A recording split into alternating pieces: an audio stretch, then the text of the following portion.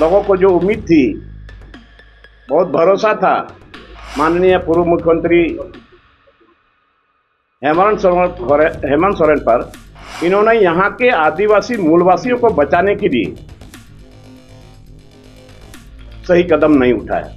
एक भी मुख्यमंत्री ने इधर ध्यान नहीं दिया। और आज अभी का जो हालात है, हम लोग डायरेक्ट लड़ाई लड़ रहे हैं बीजेपी से, और बीजेपी बहुत आगे भाग रहा है।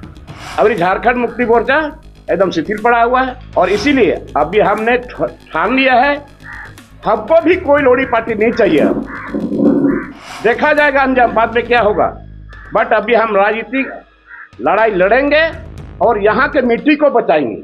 जब यहाँ मिट्टी ही नहीं बचेगा तो फिर यहाँ के आदिवासी मूलवासी कहाँ से बचेंगे। और इसलिए हमने संघर्ष यात्रा जो अभी लोग निकाले हैं, न्याय यात्रा, हमारा निकलेगा अन्याय यात्रा। झारखंड में अन्याय ही अन्याय हुआ है और अभी तक अन्याय हो रहा है कि आज इस झारखंड अलग होने के बाद इतने आदिवासी मुख्यमंत्री बने, लेकिन अभी तक यहाँ के आदिवासी मूलवासियों को कोई फायदा नजर नहीं आ रहा है। और अभी लोगों को जो उम्मीद थी, बहुत भरोसा था माननीय पूर्व मुख्यमंत्री हेमंत सोरेन पर, लेकिन आज समय को देखते हुए हमको लगता है ये 4 साल के अंदर में इन्होंने यहाँ के आदिवासी मूलवासियों को बचाने के लिए सही कदम नहीं उठाया। आज हमारे ही लोग, न उसमें कोई पार्टी था न लोड़ी था, कोई पार्टी नहीं था। हमारे अमर शहीद काफी उन लोगों का नाम आप लोग जान रहे होंगे, सीधो कान्हो, चांद भैरव, फूलो जानो, तिलका बाबा, तिलका मांझी, बिरसा भगवान, शेख भिखारी, कई लोगों ने, कोई पार्टी नहीं था। और उसके पहले देश जब आजाद हुआ उस समय भी सारे मजहब के लोगों ने लड़ाई लड़ी, इस देश को अंग्रेजों से मुक्ति दिलाई। तो ये राज अलग होने में इतने सारे लोगों की बलिदानी हुई है, कभी फिर सोचते सोचते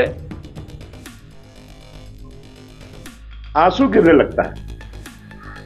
क्यों? इसलिए कि इतने लोगों ने जो बलिदानी दी है और उसके बलिदानी के चलते आज यहाँ एसपीटी एक्ट बना और सीएनटी एक्ट बना।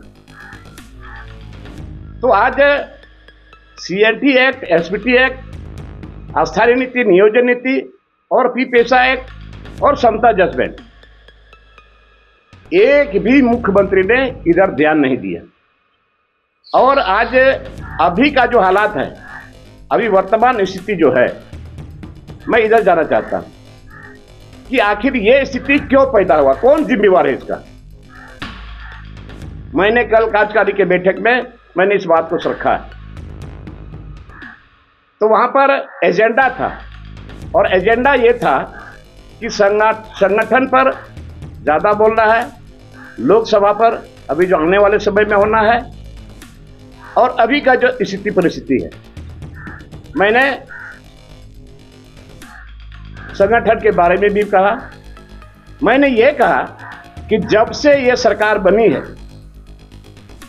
तब से झारखंड मुक्ति मोर्चा का कोई कार्यक्रम नहीं, न पंचायत स्तर में संगठन, और न प्रखंड स्तर में, और न जिला स्तर में। अभी जिला में जितने हमारे जिला अध्यक्ष हैं वो सभी नॉमिनेटेड है। नियम तो होना चाहिए, पंचायत समिति का गठन, और पंचायत समिति प्रखंड कमेटी का गठन करेगा, और प्रखंड कमेटी जिला कमेटी का गठन करेगा। और इसके बाद हमने कहा कि ये आज जो लोकसभा की तैयारी के हम लोग जो कर रहे हैं, हम लोग डायरेक्ट लड़ाई लड़ रहे हैं बीजेपी से, और बीजेपी बहुत आगे भाग रहा है। अभी झारखंड मुक्ति मोर्चा एकदम शिथिल पड़ा हुआ है। अभी तक कौन कैंडिडेट होगा, नहीं होगा, कहां से होगा, अभी भी स्पष्ट नहीं हुआ। इसके बाद जो अभी का जो वर्तमान का जो स्थिति है, आखिर ये कौन जिम्मेदार है, क्यों ये स्थिति पैदा हुआ। और हमने कहा कि भाई जितने विधायक हैं ये स्थिति जब पैदा हो रहा था, क्यों नहीं कोई विधायक बोल रहा था, और हमने जब बोला तो हमको ही दरकिनार कर दिया गया। अभी उस समय पंकज मिश्रा का कार्यशैली पर, उस समय पिंटू के कार्यशैली पर किसी ने आवाज बुलंद नहीं किया।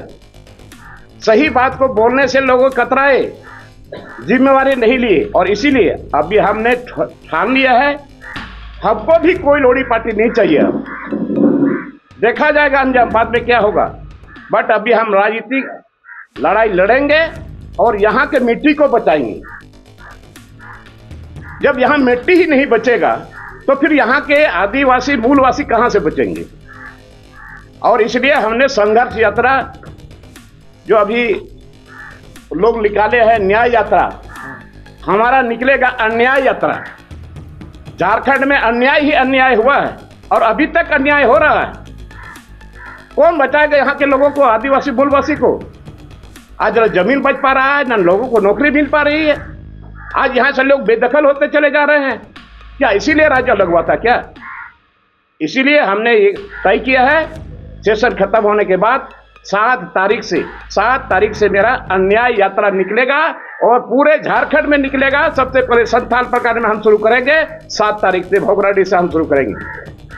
और अन्याय यात्रा में सारे जगह हम लोगों को ये बताएंगे कि झारखंडियों के प्रति कितना अन्याय आज तक हुआ है। ये राज्य अलग होने के बाद 24 साल में हम लोग जा रहे हैं और इतने लोगों का अन्याय, ये अर्थ हम लोग अब बर्दाश्त करने वाले नहीं है। इसलिए कमान उठाओ और लड़ाई लड़ो, चाहे भाई जिस भी परिस्थिति में हो, ये लड़ना पड़ेगा।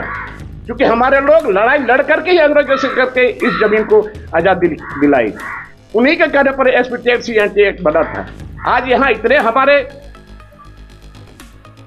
युवक, कॉलेज में पढ़ने वाले छात्र एवं छात्राएं डिग्री लेके घूम रहे हैं, एक भी वैकेंसी नहीं निकल रहा।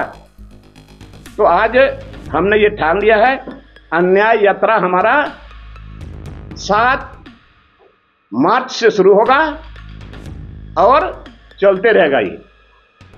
और इसके माध्यम से हम सारे लोगों को हम ये बताना चाहेंगे कि आदिवासी मूलवासी को अब अपना पैर पर खड़ना होगा और हथियार उठाना होगा।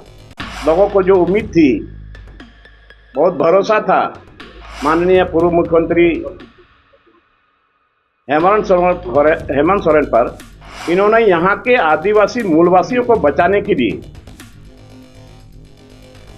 सही कदम नहीं उठाया। एक भी मुख्यमंत्री ने इधर ध्यान नहीं दिया।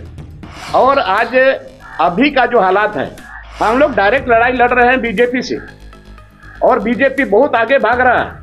अभी झारखंड मुक्ति मोर्चा एकदम शिथिल पड़ा हुआ है और इसीलिए अभी हमने ठान लिया है, हमको भी कोई लोड़ी पार्टी नहीं चाहिए। देखा जाएगा अंजाम बाद में क्या होगा, बट अभी हम राजनीतिक लड़ाई लड़ेंगे और यहाँ के मिट्टी को बचाएंगे। जब यहाँ मिट्टी ही नहीं बचेगा तो फिर यहाँ के आदिवासी मूलवासी कहाँ से बचेंगे। और इसलिए हमने संघर्ष यात्रा जो अभी लोग निकाले हैं, न्याय यात्रा, हमारा निकलेगा अन्याय यात्रा। झारखंड में अन्याय ही अन्याय हुआ है और अभी तक अन्याय हो रहा है।